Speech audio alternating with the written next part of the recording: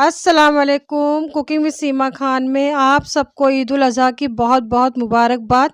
आज हम बहुत ही मज़ेदार से चटपटे से कलेजी गुर्दा फ्राई बना के तैयार करेंगे। इसे हम तावे पे बनाएंगे। रेसिपी स्टार्ट करने से पहले मेरी रिक्वेस्ट है, जो नए व्यूवर्स आए प्लीज़ मेरे चैनल को सब्सक्राइब कर लें। चलो रेसिपी बनाना स्टार्ट करते हैं। बिस्मिल्लाहिर्रहमानिर्रहीम। गैस पे हमने तावा रख दिया था। इसमें 1/4 कप हमने मस्टर्ड ऑयल डाल दिया है। आप कोई भी कुकिंग ऑयल जो खाते हैं उसका इस्तेमाल कर सकते हैं।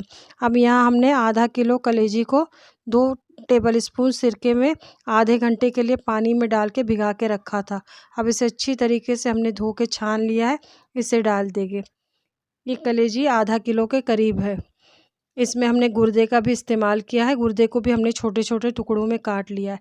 अब एक मीडियम साइज़ की प्याज को हमने चॉप कर लिया है। इसे भी डाल के हमने अच्छी तरीके से मिक्स कर लिया था। इसके बाद इसमें हमने 1 टेबल स्पून भर के अदरक लहसुन का पेस्ट डाल दिया है। सबको अच्छी तरीके से हम मिक्स कर लेंगे। हमें तब तक कलेजी को फ्राई करना है जब तक कलेजी का पानी अच्छी तरीके से खुश्क ना हो जाए। अगर कलेजी का पानी रह जाएगा तो हमारी कलेजी में स्मेल आएगी। इस बात का ख्याल रखिएगा। कलेजी का पानी अच्छी तरीके से खुश्क कर लीजिए। अब कलेजी का पानी खुश्क होने लगा है। गैस की आंच को हमने तेज़ ही रखा है। तेज़ आंच पे हम कलेजी को फ्राई करेंगे उसका पानी खुश्क होने तक। अब पानी अच्छी तरीके से खुश्क हो चुका है तो इसमें हम कुछ सूखे मसाले डालेंगे, जिसमें हमने 1 टेबल स्पून भर के कुटी हुई लाल मिर्च डाल दी है। मिर्च आप अपने टेस्ट के हिसाब से रखें। हाफ़ टी स्पून हमने हल्दी पाउडर डाल दिया है। 1/4 चम्मच हमने काली मिर्च का पाउडर डाल दिया है। हाफ़ टी स्पून हमने चाट मसाला डाल दिया है और हाफ़ टी स्पून हमने कश्मीरी मिर्च पाउडर डाल दिया है। इससे हमारी कलेजी में बहुत अच्छा सा कलर आएगा। अगर आप चाहें तो इसमें भुना कुटा हुआ ज़ीरे और धनिया का पाउडर का भी इस्तेमाल कर सकते हैं। हमने नहीं इस्तेमाल किया है। हमने बहुत कम मसालों में बना के इसे तैयार किया है।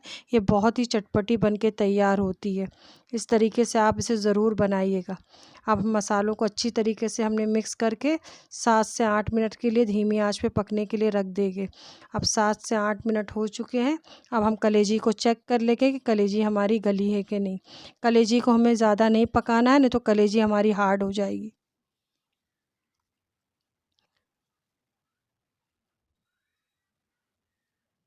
कलेजी हमारी माशाल्लाह अच्छी तरीके से गल चुकी है। अब इसमें हम कुछ थोड़े से मसाले और डालेंगे, जिसमें हमने हाफ़ टी स्पून गरम मसाला पाउडर डाल दिया है और 1 टीस्पून हमने नमक डाल दिया है। नमक आप अपने टेस्ट के हिसाब से रखिएगा। कलेजी में नमक हमेशा बाद में डालिएगा। अगर आप नमक पहले डाल देंगे तो कलेजी हमारी बहुत सख्त हो जाएगी। इस बात का ख्याल रखिएगा।